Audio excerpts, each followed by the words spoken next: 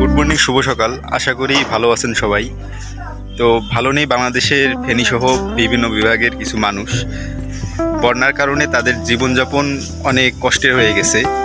তো এই পরিস্থিতিতে যারা যেভাবে যতটুকু পারেন তাদের পাশে দাঁড়ান। হ্যাঁ, কালকে একটি ফান্ড থেকে বাংলাদেশে একটু ফান্ড থেকে কালকে থেকে 20 লক্ষ টাকা মানুষ সহযোগিতা করেছেন। মানে বাংলাদেশের মানুষ বন্যার্থীদের জন্য 20 লক্ষ টাকা একটা ফান্ডে উঠেছে। হ্যাঁ, এবং শেষ এক ঘন্টার ভিতরে 3 লক্ষ টাকা উঠেছে।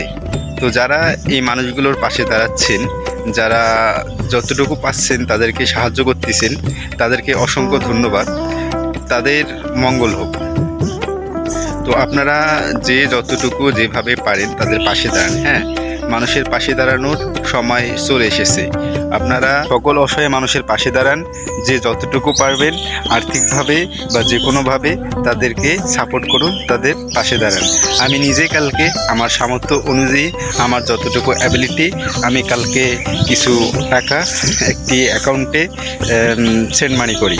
তো আপনাদের কাছে একটাই রিকোয়েস্ট, যে বাংলাদেশের পরিস্থিতি এখন আগের তুলনায় একটু খারাপ।